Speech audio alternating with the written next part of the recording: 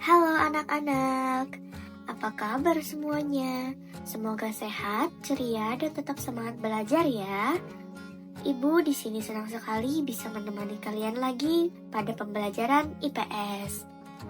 Sebelumnya, Ibu mau tanya dulu nih, kalau dengar kata kemerdekaan Indonesia, apa yang langsung terlintas di pikiran kalian? Biasanya sih Jakarta, IR Soekarno, ataupun tanggal 17 Agustus 1945 bukan? Itu semua benar. Tapi, coba Ibu tanya lagi, apakah perjuangan kemerdekaan Indonesia hanya terjadi di Jakarta saja? Jawabannya tentu tidak. Di berbagai daerah di Indonesia, rakyat juga ikut berjuang dengan cara mereka masing-masing, termasuk di daerah kita, Kalimantan Selatan.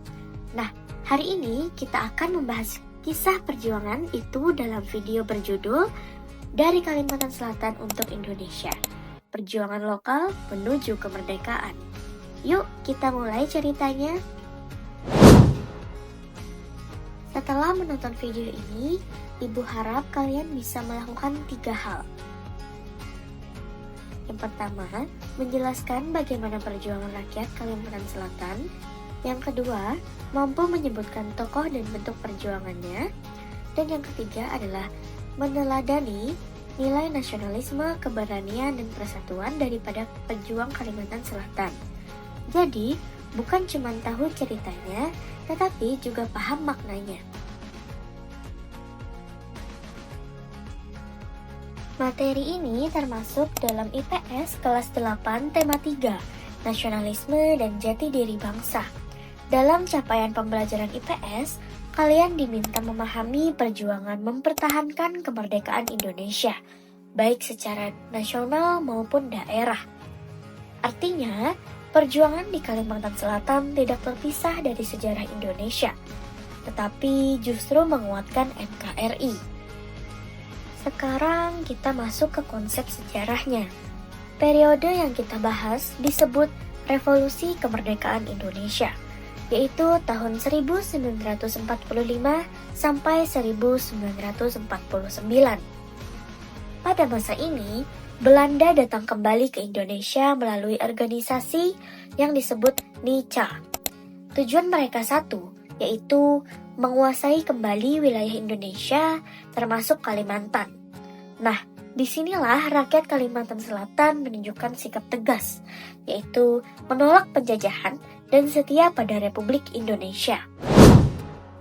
Setelah proklamasi 17 Agustus 1945, kabar kemerdekaan sampai ke Kalimantan Selatan secara bertahap. Sekitar akhir tahun 1945, semangat kemerdekaan mulai menyebar di Banjarmasin dan daerah sekitarnya. Rakyat mulai mengibarkan bendera merah putih dan membentuk kelompok-kelompok perjuangan. Namun, kondisi di Kalimantan Selatan tidak mudah. Belanda kembali datang bersama NICA dan berusaha menguasai wilayah penting, terutama kota dan jalur perdagangan. Situasi ini membantu rakyat sadar kalau tidak melawan, kemerdekaan bisa direbut kembali. Dalam perjuangan kemerdekaan di Kalimantan Selatan, tentu ada tokoh-tokoh penting yang memimpin rakyat. Salah satu tokoh utama adalah Hasan Basri. Hasan Basri adalah pemimpin perjuangan rakyat Kalimantan Selatan dan Komandan ALRI Divisi 4 Pertahanan Kalimantan. Beliau memimpin perjuangan melawan Belanda dan NICA dengan strategi perang gerilya karena keterbatasan senjata. Bersama pasukannya, Hasan Basri dan rakyat Kalimantan Selatan bertahan di wilayah pedalaman dan pegunungan Meratus. Bayangkan saja, berjuang di hutan, jauh dari kota, dengan perlengkapan seadanya, tetapi tetap setia pada Republik Indonesia. Inilah bukti bahwa perjuangan bukan hanya soal senjata, tetapi tentang kepemimpinan, keberanian, dan kesetiaan pada bangsa. Puncak perjuangan rakyat Kalimantan Selatan terjadi pada tanggal 17 Mei 1949. Pada tanggal ini, di bawah kepemimpinan Hasan Basri, dilakukan proklamasi Kalimantan Selatan. Isi proklamasi ini menegaskan bahwa Kalimantan Selatan tetap menjadi bagian dari Negara Kesatuan Republik Indonesia. Proklamasi ini juga menunjukkan sikap tegas rakyat Kalimantan Selatan yang menolak negara boneka buatan Belanda. Dengan kata lain, rakyat dan pemimpinnya memilih setia kepada Indonesia. Peristiwa proklamasi Kalimantan Selatan 17 Mei 1945 tidak hanya tercatat dalam buku sejarah. Peristiwa ini juga dikenang melalui Tugu Proklamasi 17 Mei 1945 atau Tugu Niih yang berada di Kandangan, Kabupaten Hulu Sungai Selatan. Tugu ini menjadi pengingat bahwa di tempat inilah rakyat Kalimantan Selatan di bawah kepemimpinan Hasan Basri menyatakan sikap setia kepada Negara Kesatuan Republik Indonesia. Jadi, Tugu ini bukan sekedar bangunan, tetapi saksi sejarah perjuangan daerah kita. Di sini, Ibu ingin mengetes pengetahuan kalian setelah menonton video ini. Menurut kalian, dari penjelasan Ibu sebelumnya, mengapa Hasan Basri memilih perjuangan gerilya daripada perang terbuka? Kemudian, nilai apa yang bisa kalian teladani dari kepemimpinan Hasan Basri? Dan pertanyaan cepat, siapakah tokoh utama pemimpin perjuangan Kalimantan Selatan? 3, 2, 1. Jawabannya adalah Hasan Basri. Dari perjuangan Hasan Basri dan rakyat Kalimantan Selatan, kita belajar banyak hal.